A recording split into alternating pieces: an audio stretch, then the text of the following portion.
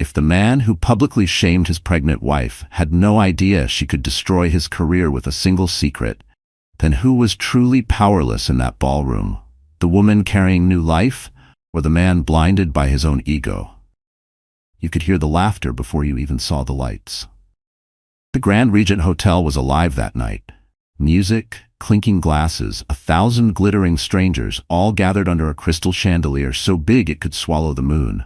But the real spectacle wasn't the music, or the dresses, or even the sea of champagne.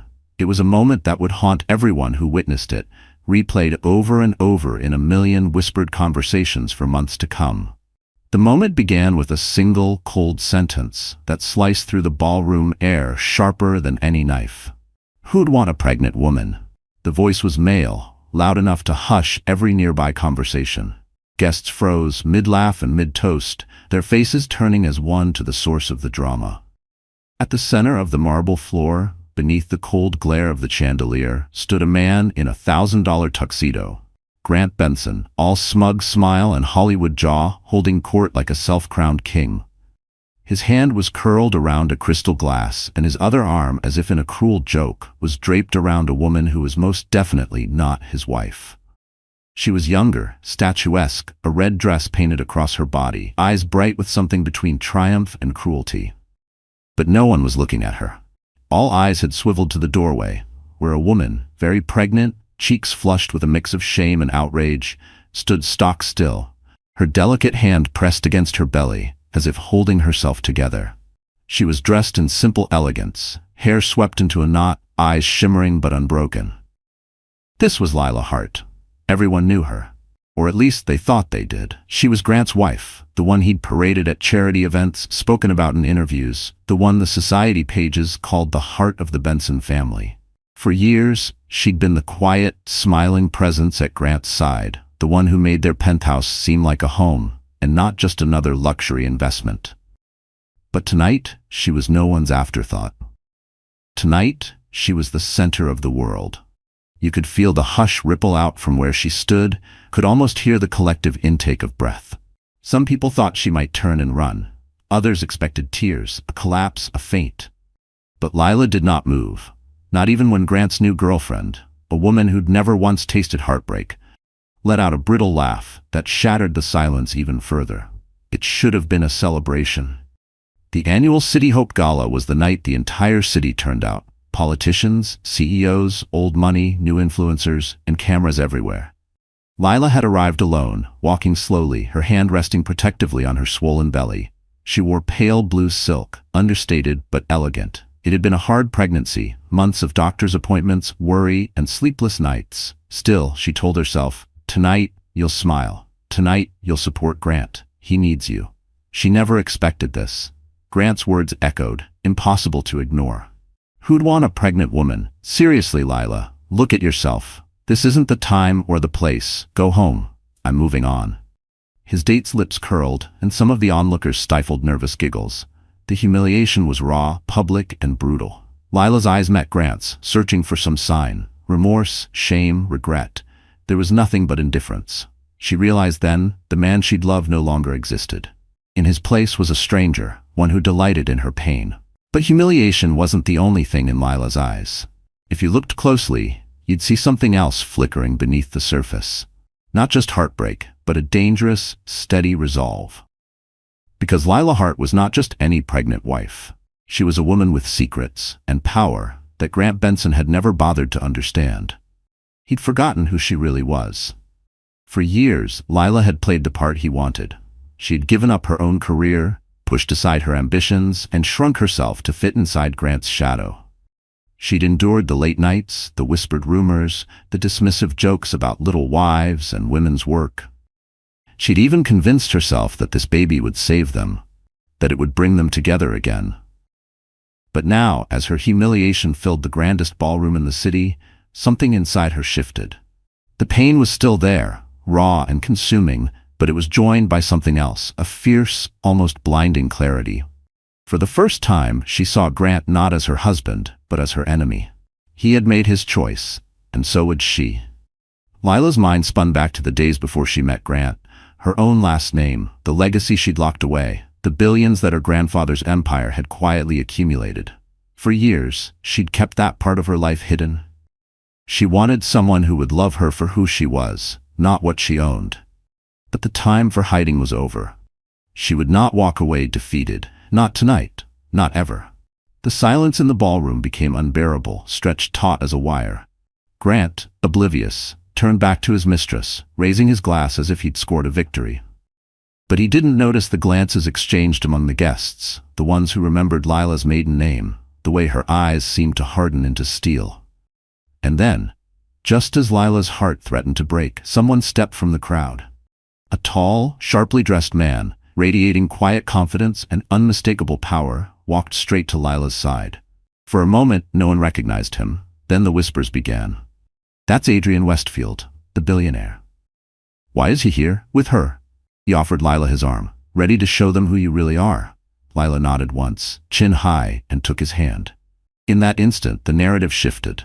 Lila was no longer the abandoned, humiliated wife. She was something much more dangerous, a woman with nothing left to lose and everything to fight for. And as they strode past Grant, whose smug confidence faltered for the first time that night, you could almost hear the beginning of a legend. Tonight, the story was just getting started. For most people in that ballroom, Lila Hart had always been an afterthought. She was the kind of woman people described as nice or quiet. A woman who never raised her voice, never made a scene, never wore anything flashy enough to make the society pages. She was polite, careful, the kind of person who apologized when someone else bumped into her.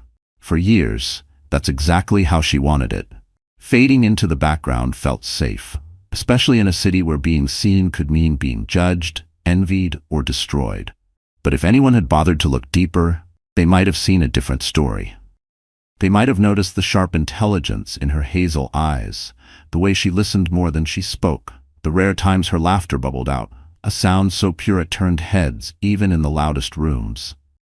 They might have realized that Lila's strength wasn't in being loud or dramatic, but in her ability to endure, to adapt, and to survive. Lila was 32 years old. She had grown up in Boston, the only child of a single mother who worked 2 jobs and still found time to teach her daughter about kindness and grit. Lila's mother, Ann Hart, never had much, but she gave Lila everything that mattered: honesty, warmth, and a belief that you could always start over if you had to. Lila learned early to make do, to fix torn clothes, to cook dinner from scraps, to smile through disappointment. She became an expert at hiding sadness, at pretending everything was fine even when it wasn't.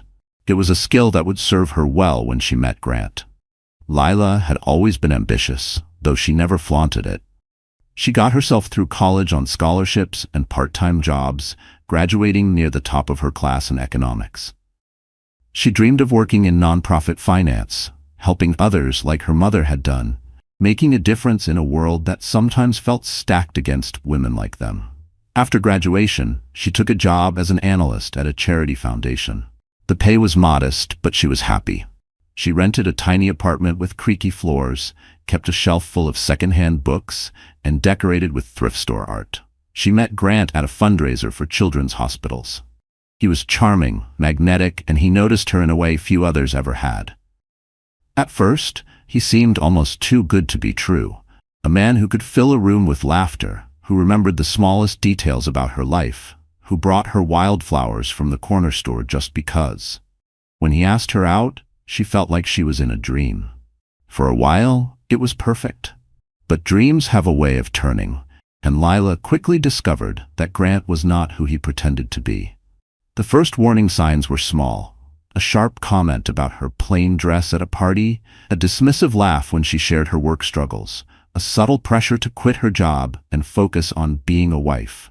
Grant, she realized, didn't want a partner. He wanted someone to orbit around him, to boost his ego, to never outshine or outsmart him.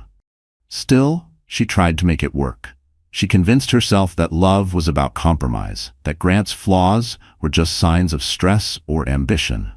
When they got married in a lavish ceremony, Lila wore her mother's necklace as a reminder to stay grounded, even as the world spun dizzyingly around her. She told herself she was lucky, that she had everything she ever wanted. But loneliness crept in. Grant spent more and more time at the office, or at business dinners that stretched into the early hours. The apartment that once felt magical began to feel like a gilded cage.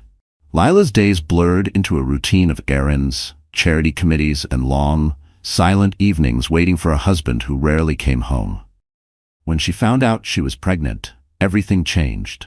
For a moment she felt hope again, a chance to build a real family, to rewrite the story of her own childhood.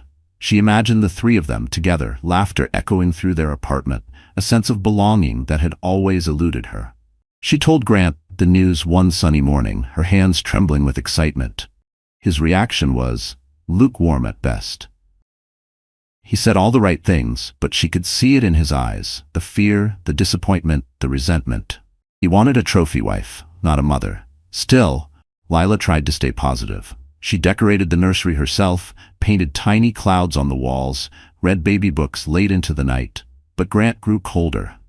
The business trips multiplied. The phone calls grew shorter, the silences longer. When he started staying out late with his new assistant, Lila felt the old ache in her chest grow into something almost unbearable. She confronted him once, gently, asking if something was wrong. He laughed. "Don't be so sensitive, Lila. Maybe if you took better care of yourself, I wouldn't have to work so hard." She never brought it up again. But Lila was stronger than anyone realized. She hid her pain, showed up to every event with a practiced smile, and leaned into the one thing she had always known: resilience. When her mother passed away unexpectedly during her second trimester, Lila was alone in the world. She grieved quietly, holding her belly at night and whispering promises to her unborn child. "You'll never feel unloved. You'll never feel alone." She didn't tell anyone about the inheritance she received. She didn't tell Grant that her mother had quietly invested in stocks for years, turning pennies into millions. Lila put the money in a separate account under her maiden name, a secret shield in case she ever needed to protect herself and her child. It turned out she would need it much sooner than she thought. Now, standing in the center of that dazzling ballroom, every wound and every sacrifice was laid bare. But there was something new inside her, a spark that couldn't be extinguished. She wasn't just a pregnant wife, not anymore. She was a survivor, and soon the world would see just how dangerous a survivor can become. The City Hope Gala was more than just a party. It was the kind of event people in Lila's world spent months preparing for and years talking about afterward. It wasn't only about raising money for sick children or about the latest designer gowns. It was a public theater of power, a place where deals were whispered behind champagne glasses, fortunes were made and lost over a nod or a smile, and the most ruthless people in the city could put on masks and pretend to care. It was also, for Lila Hart, the setting for her most public humiliation, the night everything she'd carefully hidden was exposed. From the outside, the Regent Hotel looked like something out of a movie. White-gloved valets escorted Lamborghinis and Bentleys to their reserved places. Paparazzi crowded behind velvet ropes, shouting the names of anyone in a suit or a sequin dress. The ballroom itself was a world away from the reality Lila grew up in. Marble floors, 20-foot ceilings, dripping with crystal, and golden light spilling from a chandelier the size of a small car. Waiters moved silently, balancing trays of hors d'oeuvres, and everywhere you looked, someone was trying to impress someone else. Lila had never belonged here. Not really. Even when she was married to Grant, she always felt like a guest at her own life. It wasn't the wealth. She knew money as well as any of these people, thanks to her mother's secret portfolio. It was the rules she didn't understand. The way people talked without saying anything. The silent wars over who got to sit at which table, who wore what, whose smile was genuine and whose was a razor blade in disguise. She walked into the ballroom alone that night, aware of every pair of eyes turning toward her. She felt the stares on her belly first. Whispers rushed through the room like wind through dry leaves. Some women glanced away, embarrassed. Others stared openly, drinking in the scene, waiting for the drama to unfold. In the old days, Grant would have greeted her at the door, offering his arm, pulling her close for the cameras. But tonight, he was already at the center of the action, beaming at his own reflection in the eyes of a woman who wasn't his wife. The scene played out in slow motion. Grant's words, "Who'd want a pregnant woman?" hung over the crowd like a poisonous cloud. His mistress, Marissa, in that fire-engine red dress, clung to his arm and giggled. Lila stood motionless, fighting the urge to flee, feeling her heart pound in her chest so hard it almost drowned out the music. But even as the humiliation burned, a colder, calmer voice spoke inside her. "Remember this moment," it whispered. "Every sneer, every smirk, every person who looks down on you tonight, you'll show them all." The humiliation was public, but it wasn't private. In her mind, the memory of how she got here replayed itself in a dozen painful details. Just last week, she'd tried to talk to Grant. She told him she was scared. The pregnancy was getting harder. She felt alone. Instead of comfort, he gave her contempt. "This is what you wanted, Lila," he'd sneered, looking at her as if she were a stranger. "I didn't sign up to babysit a hormonal wife. I have a business to run." It was as if the life they'd built together, the long nights, the whispered dreams, even the little joys, meant nothing to him. She realized with growing horror that she had become invisible in her own marriage. He didn't even try to hide his affair. Everyone in their circle knew about Marissa, the new assistant at Grant's real estate firm. Lila had seen the way Marissa looked at her husband, the way she flinched when Lila entered a room. She'd watched Grant grow bolder, bringing Marissa to more and more events, ignoring the looks, daring anyone to challenge him. The betrayal was sharp, but the isolation was even worse. Lila's phone buzzed with empty texts from acquaintances. "Are you okay? Thinking of you." But no one came over. Her only true friend in that room, Julia, was stuck at her sister's wedding across the country. Lila was truly alone. Yet something strange happened in that moment. Instead of breaking, she found herself growing stronger. It was like watching herself from outside her own body. The shame faded, replaced by a simmering anger. She thought of her mother, how she'd survived so much worse, how she always said, "If you can't change the room, change yourself." It was then, in the middle of the glittering cage, that Adrian Westfield appeared. Adrian was everything Grant was not: composed, quietly powerful, and genuinely kind. He didn't flinch from Lila's vulnerability. Instead, he offered her his arm and a soft, steady look that told her she wasn't alone. For a second, Grant's smug confidence faltered. Whispers started up again, more frantic this time, as people tried to make sense of the new power dynamic forming before their eyes. Adrian guided Lila to a table at the front of the room, one reserved for VIPs, the place where the real decisions were made. As they sat, he leaned in and spoke quietly, just for her. "You don't have to stay and take this. But if you do, you'll show them all that you're stronger than anything they throw at you. I know your story, Lila. You have no idea what you're truly capable of." In that moment, something changed. Lila sat up straighter, shoulders back, chin high. The hurt was still there, but it was wrapped in something harder: resolve. She looked across the ballroom, locking eyes with Grant. He looked away first. She knew then that tonight wasn't the end of her story. It was the beginning of her fight. Betrayal has a taste. For Lila, it was metallic, bitter, clinging to the back of her throat every time she caught sight of Grant's hand resting on Marissa's hip. The rest of the room saw a power couple and his beautiful new date, but Lila knew the truth.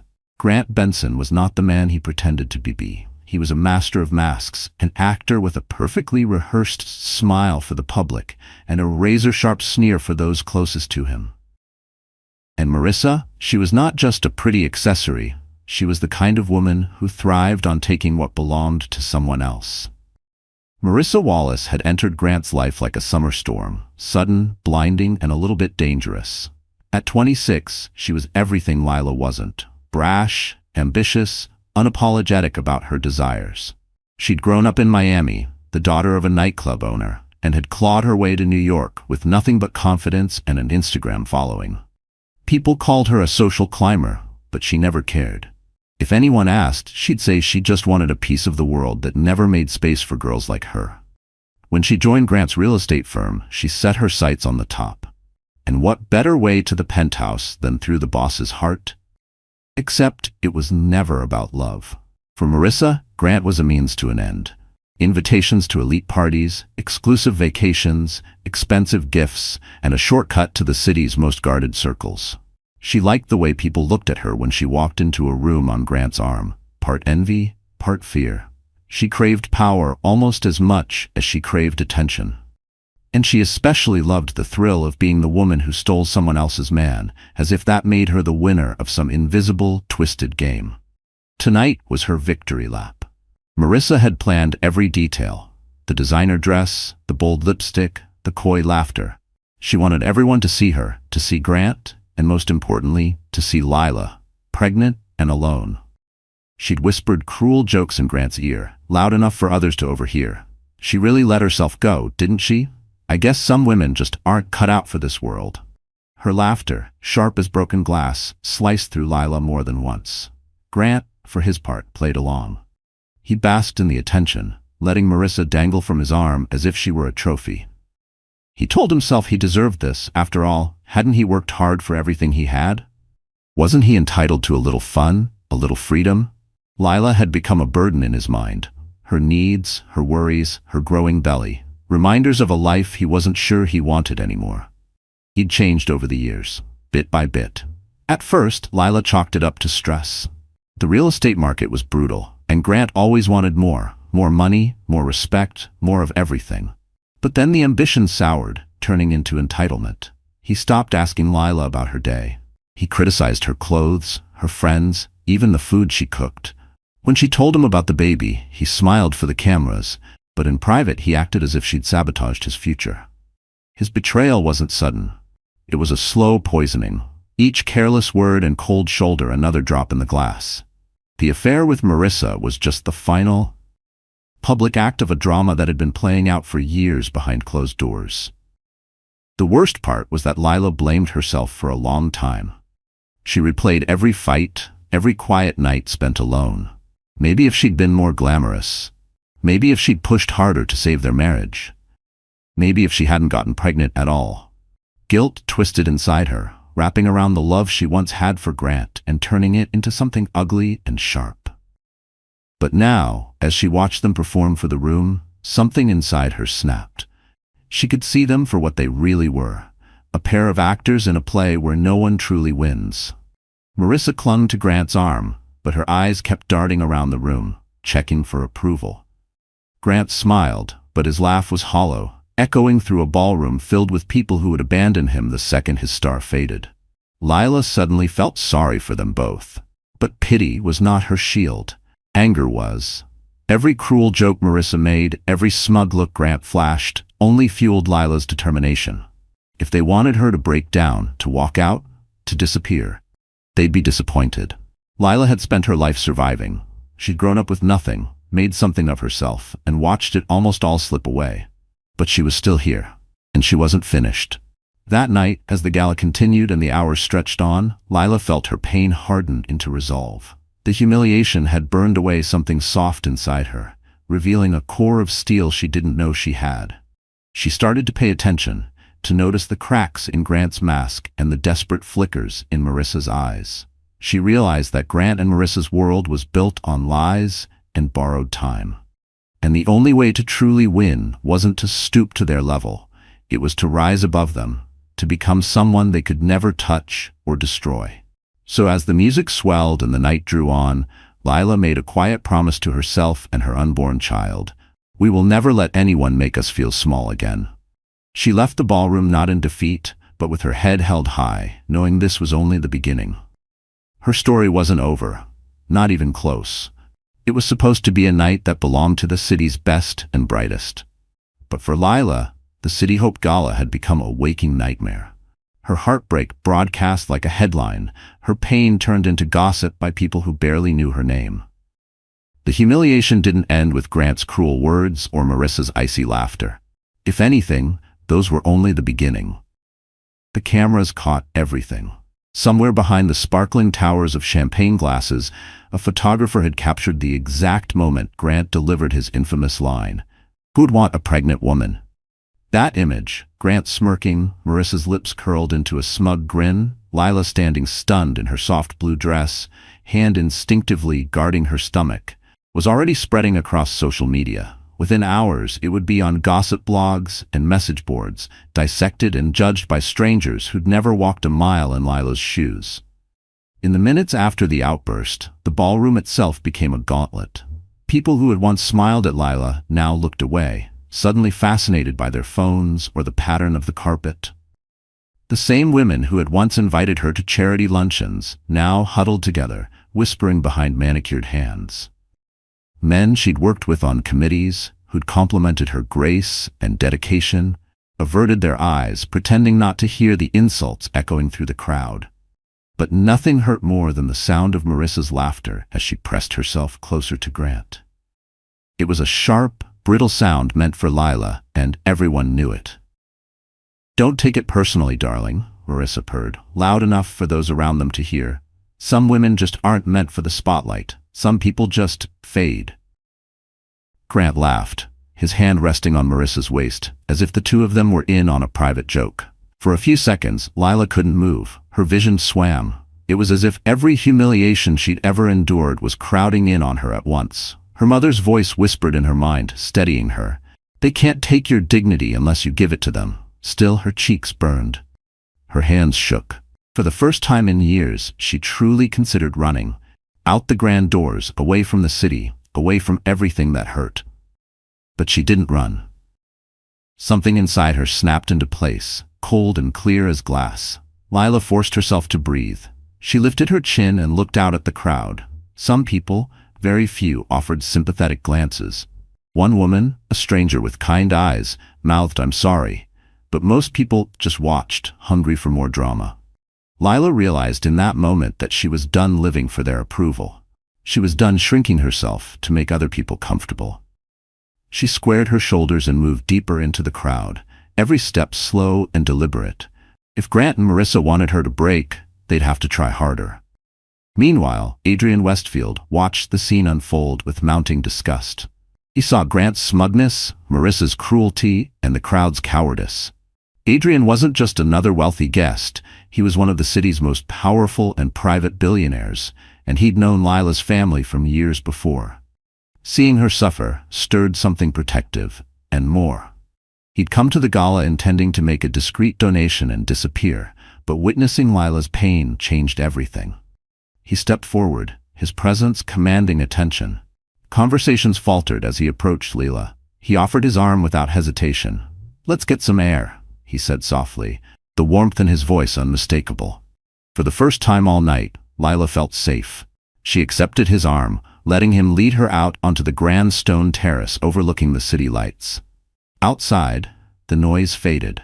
Lila leaned on the cool stone railing, her breath shaky but steadying.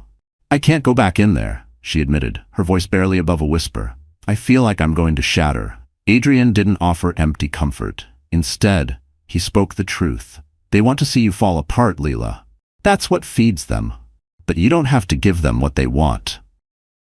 You don't owe any of those people an explanation or an apology.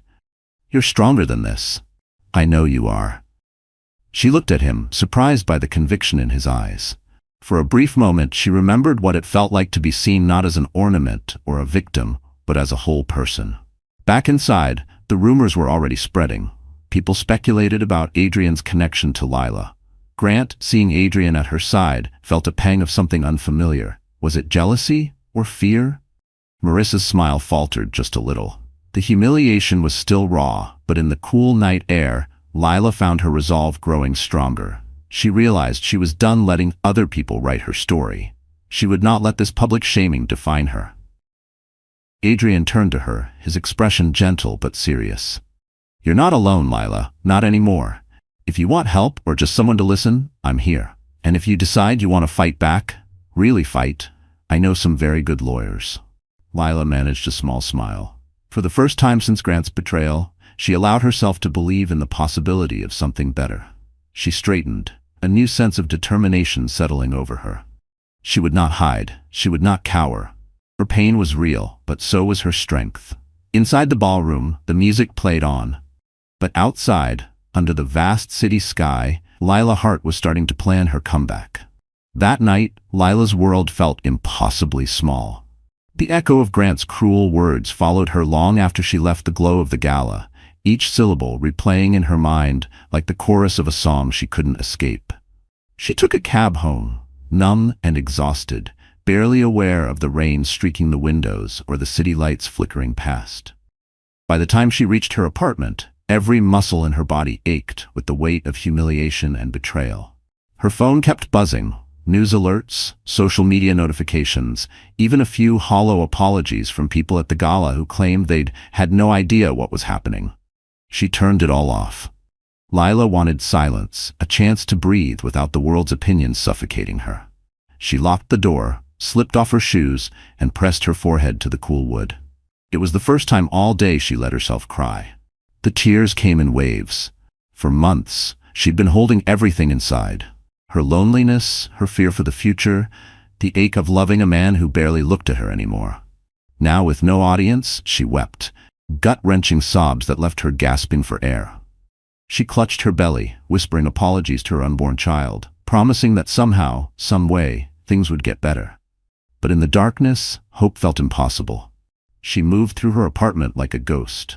The nursery, still unfinished, mocked her with its little pastel clouds and unopened boxes of baby clothes.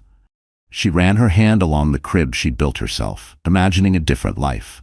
A life where Grant had been the father he promised to be, a life where her family was whole. Instead, she was alone. The realization was crushing. Lila had always prided herself on being strong, on surviving anything the world threw her way. But tonight, she felt utterly lost. She wondered if maybe Grant had been right. Who would want her now? Pregnant, abandoned, her private misery splashed across the internet for everyone to judge. Every time she tried to sleep, her mind spun with anxious questions. What would people say at the charity foundation? Would they still want her on the board? Would anyone believe her side of the story? She pictured Grant and Marissa together, laughing over the spectacle they'd made of her. The anger twisted with grief until she felt physically ill. She tried to call her mother, forgetting for a moment that her mother was gone.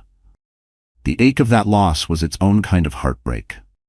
Lila sank to the kitchen floor, wrapped her arms around her knees, and sobbed until she could barely breathe. In the darkest hour of the night, something inside her shifted. Maybe it was exhaustion, maybe it was desperation, but a tiny spark of defiance began to flicker. She thought of her mother's favorite saying, "Tough times don't last, but tough people do." The words sounded hollow at first, but the more she repeated them, the stronger she felt. Lila wiped her face, forced herself to stand, and went to the bathroom. She splashed cold water on her cheeks, stared at her reflection in the mirror. Her eyes were red, her face swollen, but there was something fierce in her gaze, a stubbornness Grant had always underestimated. She went to her desk, pulled out her mother's old leather notebook. She flipped through pages of advice, recipes, little doodles. Near the back, in shaky handwriting, her mother had written, "Never let anyone else decide your worth. You are more powerful than you think." Lila traced the words with her finger. She took a deep breath and started making a list. Not of her failures, but of everything she still had. Her health, her baby, her skills, her inheritance, and a handful of true friends who would support her no matter what. Just before dawn, Lila finally slept, curled up with a pillow and her mother's notebook clutched tight to her chest. Her dreams were haunted by memories of Grant, the good times and the bad.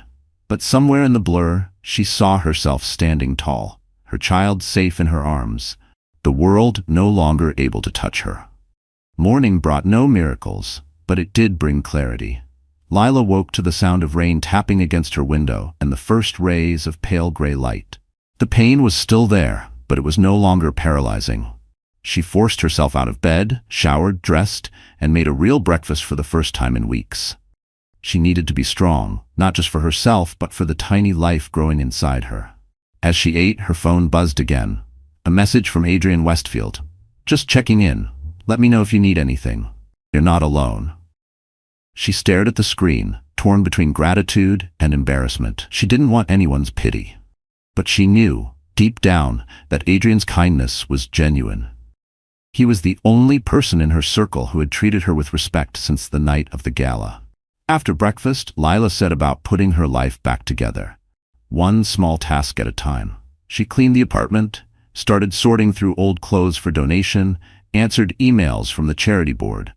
Every time she felt her resolve waver, she remembered her mother's words and held them close. Tough people last. By the afternoon, she'd made a decision. She would not be defined by what had happened to her. She would not let Grant or Marissa win. If she had to start over, she would. But she would do it on her own terms and for her child. There would be no more shrinking, no more silence. She sat at her computer, her hands shaking just a little, and typed the first draft of her resignation letter to the charity foundation. She wasn't running away. She was making room for something new, a life where she would never again accept less than she deserved. The night had been long, but the dawn, though faint, brought hope. Lila woke to a new day with a strange calm inside her, a sense of having reached the bottom and, somehow, survived. The world outside was gray and wet, rain streaming down the windows in steady sheets, but in her heart, a flicker of stubborn hope had survived the storm of the previous night. She moved with a purpose that felt new. This wasn't the Lila who accepted humiliation or let herself be defined by anyone else's cruelty. This was the Lila her mother had raised, the woman she'd become in the shadows of other people's spotlight. She was still shaken, still angry, but with every passing hour, the fear faded and the resolve grew. As she made breakfast, Lila rehearsed what she would say to Grant if she ever faced him again. The words came to her easily now. "You don't get to decide my value. I know who I am, and I know what I'm capable of." For so long, she'd hidden her strength, out of love, out of loyalty, out of a desperate wish for peace. But she was done hiding. The first thing she did that morning was call her lawyer. It was a quiet conversation, measured and precise. Lila asked about her options: divorce, custody, the protections she could set up for her unborn child. Her attorney was thorough, reassuring her that she wasn't as powerless as Grant had made her feel. "You have leverage," he told her. "A lot more than you think, and you have rights. Let's not forget that." The call ended, and Lila sat in silence for a moment, letting the truth sink in. For the first time in months, she was planning for her own future, not just surviving, but building something new. She spent the next few hours reviewing her mother's portfolio. Lila had always known there was wealth in her family, but she'd kept it a secret. It was her safety net, a hidden fortune built from years of smart investments. When her mother died, she left it all to Lila, but with one rule: use this only when you truly need it. Never let money become your identity. For a while, Lila had been content to let Grant believe she was just a middle-class wife with simple dreams. He never asked about her background, never wondered why she was so careful, why she never seemed worried about bills or emergencies. Now, she saw the wisdom in her mother's rule. She'd always thought love and honesty meant never keeping secrets.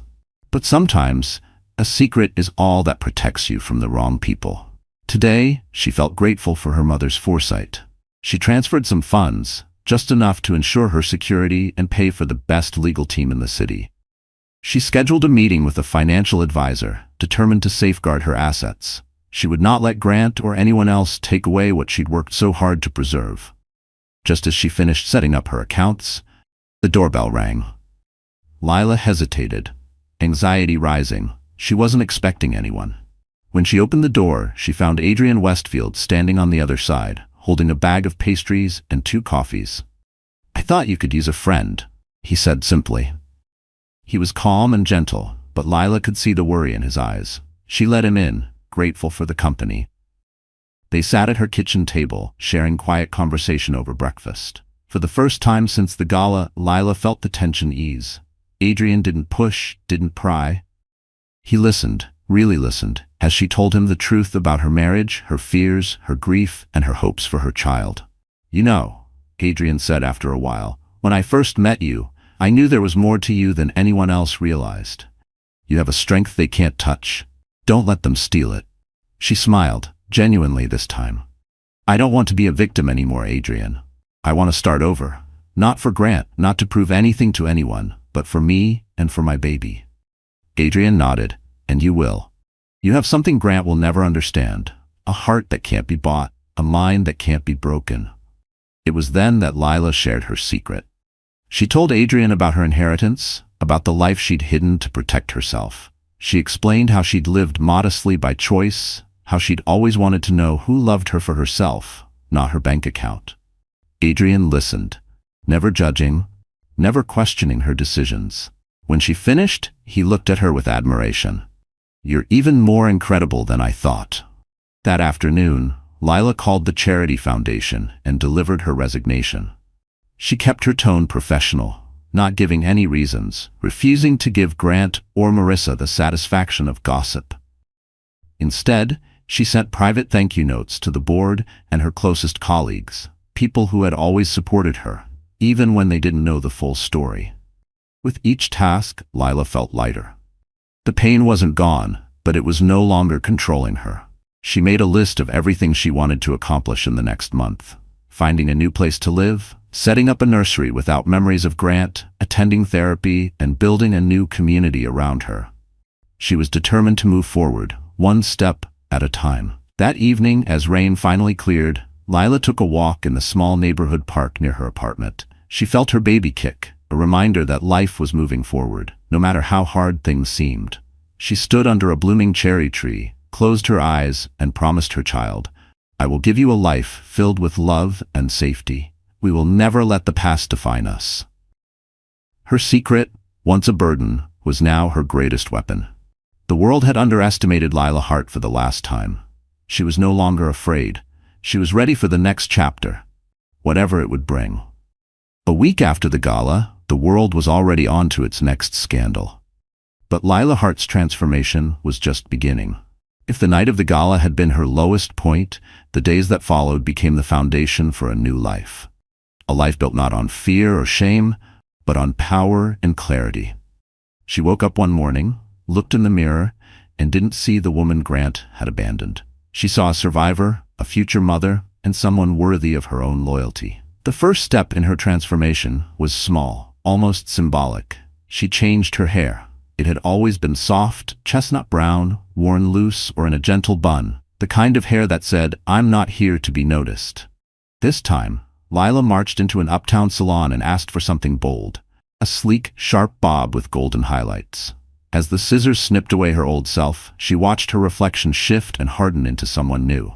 The stylist spun her around, and the woman in the chair was unrecognizable, a woman with steel in her eyes, whose vulnerability was now armor. Next came her wardrobe. Lila donated most of her old clothes, dresses that hid her body, sweaters designed to help her disappear. In their place, she chose smart, structured pieces that celebrated her pregnancy without apologizing for it. She bought a tailored blazer that made her feel powerful, not just cute. She chose bold colors and clean lines, determined to enter every room with confidence. For years, she had dressed for Grant, for society, for safety. Now, she dressed for herself. But real transformation is about more than hair and clothes. Lila worked on her mindset too. Every morning, she practiced standing tall in front of the mirror, repeating her new mantra, "I am enough. My story is not over." She started therapy, diving deep into the wounds left by her marriage, the shame, the gaslighting, the way she'd learned to shrink herself for someone else's comfort. It was hard work, painful and slow. But with each session, the shame lost its grip and made room for something stronger: self-respect. She also began assembling her new team. With the money from her mother's inheritance, Lila hired the best legal representation in the city, not only for her divorce, but to pursue full custody of her child and to protect her financial interests from Grant's greed. Her lawyer was a tough, sharp woman who took no nonsense and treated Lila like an equal. Together, they mapped out a strategy: airtight prenup enforcement, asset protection, and a plan to expose Grant's financial mismanagement should he try to come after her money. Adrian Westfield played a quiet but crucial role. He introduced Lila to trusted business contacts, people who saw her not as a scandal, but as a potential partner. For the first time in years, Lila began to imagine a future not shaped by Grant's shadow, but by her own vision. She attended networking events as herself, not as Mrs. Benson.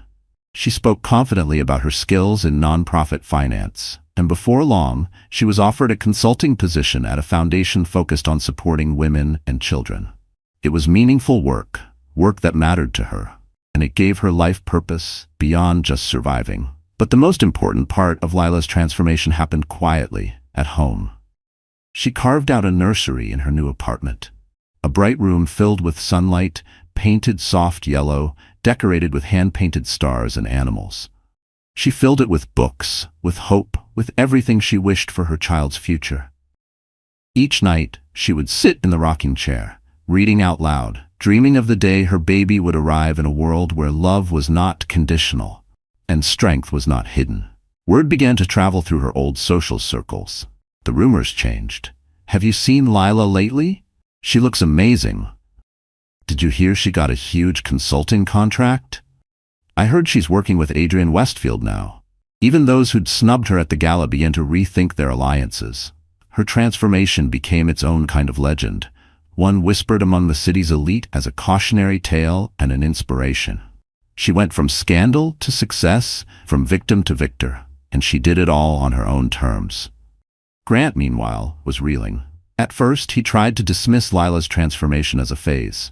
He even made a few attempts to contact her, mostly to save face in front of his peers. But Lila was firm, polite, and absolutely unmoved by his apologies. She knew the game now, knew that Grant only valued what he couldn't have, only respected power when it was used against him. Marissa fared no better. With the city buzzing about Lila's comeback, Marissa's own ambitions began to backfire. No one wanted to hire the woman who had so publicly bullied Grant's pregnant wife. Business associates withdrew invitations, and even Grant grew cold, blaming her for the PR nightmare. Marissa, so used to winning, found herself shut out. The final touch was subtle but powerful. Lila posted a photo on her social media, a simple image of her, hand on her belly, standing in the sunlight of her new apartment, with the caption, "New beginnings, no apologies." The likes and supportive comments flooded in, but the real victory was her own peace of mind. She didn't need the world's approval, she had her own. By the end of that week, Lila Hart was no longer the woman left behind at the gala. She was the woman everyone wished they could be, resilient, radiant, and absolutely unafraid of the future. The annual Midtown Women's Leadership Gala was never intended to be a battlefield, but that night it became the stage for a comeback so dazzling that even Lila's harshest critics could only watch in awe. It was the city's most talked-about event of the spring, a gathering of CEOs, philanthropists, politicians, and socialites, people who shaped opinion and policy with the flick of a pen or a single cutting remark. For the first time since her very public humiliation, Lila Hart was about to take center stage, not as a victim, but as a force of nature. Rumors about her return swirled for weeks. Some said she would never show her face again. Others speculated she'd appear in the background, quietly supporting some other woman's success. No one expected her to walk through those gilded doors, head held high, every inch the queen she was always meant to be. When Lila arrived, the effect was immediate. Every head in the lobby turned. She wore a tailored emerald dress that complemented her glow, her hair perfectly styled, her makeup subtle but fierce. A pair of simple diamond earrings sparkled as she moved, and her baby bump, now unmistakable, was embraced with confidence and grace. This was not a woman in hiding. This was a woman in command of her own story. At her side was Adrian Westfield, looking both protective and proud. The press snapped photo after photo, trying to capture the moment that felt less like a red carpet appearance and more like the rise of a legend. Even the event organizers, used to power players and influencers, paused to take in the sight. Lila greeted old acquaintances and former doubters with a genuine smile, unfazed by whispers or curious stares. Inside, the gala sparkled with possibility. Champagne flutes glinted in the light, string quartets played softly, and groups of powerful women chatted about new projects and old enemies. Lila moved through the crowd with purpose, connecting with women who'd once ignored her, now eager to be seen with the woman everyone was watching. She offered kindness where she once received scorn and paid attention to stories that were too often overlooked. The tension in the room crackled when Grant Benson and Marissa Wallace arrived. They were dressed for damage control. Grant in a carefully selected suit, Marissa in a desperate, over-the-top gown. Both carried the strained smiles of people hoping to salvage their reputations. For weeks, Grant had tried to win back public favor, but nothing worked. The city hadn't forgotten his cruelty, and Marissa's presence only reminded everyone of the scandal. As the evening reached its peak, Adrian quietly announced Lila's sponsorship of the gala's main scholarship initiative, a multi-million-dollar commitment funded through her mother's legacy. The room erupted in applause. Leela, invited to the stage, walked with a confidence that sent a clear message. This was not about revenge, but about leadership and giving back. But her true moment came later, during the panel discussion. Leela took the microphone, her voice steady and clear. She spoke not just about charity or business, but about survival and transformation. Sometimes life knocks you down in ways you never imagined. Sometimes the people you trust most show you their worst. But those moments are not the end. They are invitations to become someone stronger, someone who defines herself, not by her wounds, but by her choices. She didn't mention Grant or Marissa by name. She didn't have to. The entire city knew the story, and Lila's grace only made her power more obvious. The applause was thunderous. That's when Grant, red-faced and desperate, tried to save face. He approached Lila after her speech, forcing a smile for the cameras. "You look great, Lila. Maybe we should talk, for old time's sake." Marissa hung back, looking suddenly small. Lila met Grant's gaze with a calm, unwavering confidence. "There's nothing left to talk about," she replied. "But if you want to know what real strength looks like, pay attention tonight." As if on cue, Adrian joined her. But this time, he was not the only powerful ally by her side. The board chair announced that Marissa's contract with Grant's company had been terminated effective immediately, thanks to a majority vote from the new board of directors, led by Lila herself. The announcement landed like a thunderbolt. Marissa's face drained of color. The room erupted in a buzz of speculation. Grant was speechless, scrambling for words as Marissa stumbled away. Lila didn't gloat. She simply nodded, thanked the board for their faith, and reminded everyone that integrity matters in business and in life. For Lila, this public victory wasn't about humiliation or petty revenge. It was about reclaiming her voice and her agency. She stood tall, not just for herself, but for every woman who'd ever been underestimated, ignored, or betrayed. She showed the city that real power comes from within, and that sometimes the best way to win is to rise higher than anyone ever thought possible. That night, as she left the gala arm in arm with Adrian, Lila felt her baby kick. It was as if the future itself was applauding her, reminding her that this new chapter had only just begun. When the last of the champagne had been poured and the string quartet packed away their instruments, the Midtown Women's Leadership Gala slowly emptied into the warm spring night. Lila stood on the steps outside, taking in the city's pulse. 1,000 taxi horns, distant laughter, neon glowing against the inky sky. For the first time in months, she felt the world slow down. She felt, finally, at peace. Adrian Westfield lingered beside her, quietly letting the crowd filter past before speaking. "You did it, Leela," he said, his tone a mixture of pride and wonder. "You really did it." He looked at her as if she were the only person on earth, but it was more than admiration in his gaze. It was a recognition, a kindred spirit who understood what it meant to claw your way out of the dark and come out shining. Lila smiled, feeling her baby shift and stretch inside her. All the pain, humiliation, and heartbreak of the last months had been transformed into something almost holy: strength. She hadn't just survived Grant's betrayal or Marissa's cruelty.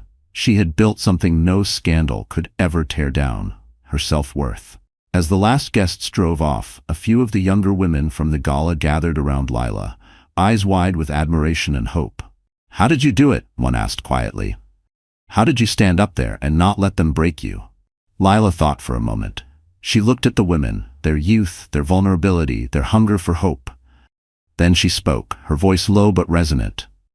"You don't have to be perfect. You don't have to be unbreakable. You just have to decide that your worth isn't measured by anyone else. There's power in choosing yourself, even when it's terrifying, especially then."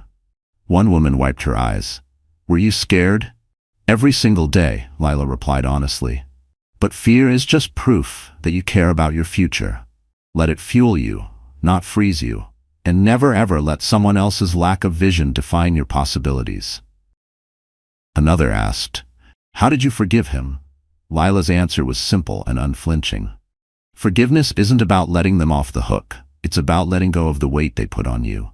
It's about setting yourself free. She paused, letting her words settle. People will always try to reduce you to a mistake, a rumor, or a headline. That's not your truth. Your truth is what you do next. It's the story you write with your own hands. A silence followed, one of those rare, electric silences where everything feels possible. The women around her stood a little taller, and even Adrian looked at her with something like awe. The news of Marissa's firing and Grant's downfall spread quickly in the days that followed. Where once Lila's name had been whispered in pity, now it was spoken with admiration. She was featured in business magazines and invited to speak at panels. Her consulting career flourished, but she never let the spotlight change her priorities. She built a new life for herself and her child, one filled with color and hope. Her apartment became a haven of laughter, music, and love. She surrounded herself with friends who respected her boundaries, colleagues who valued her mind, and mentors who challenged her to keep growing. Lila never forgot where she came from. She established a scholarship in her mother's name for young women with dreams but little means. She visited community centers, sharing her story, not as a fairy tale, but as a real, raw testimony to the power of self-respect and resilience. Grant tried to stage a comeback, but the world had moved on. His apologies, once devastating, now rang hollow. The board of directors he once controlled respected Lila's wisdom and her values. Marissa drifted from one failed PR gig to another, always searching for shortcuts but never finding the substance she envied in Lila. And Adrian? He became more than a friend, more than a business partner. Over months, their bond grew deeper. A partnership rooted in respect, trust, and a shared vision for the future. Together, they created projects that empowered women across the city, helping countless others reclaim their stories from shame and betrayal.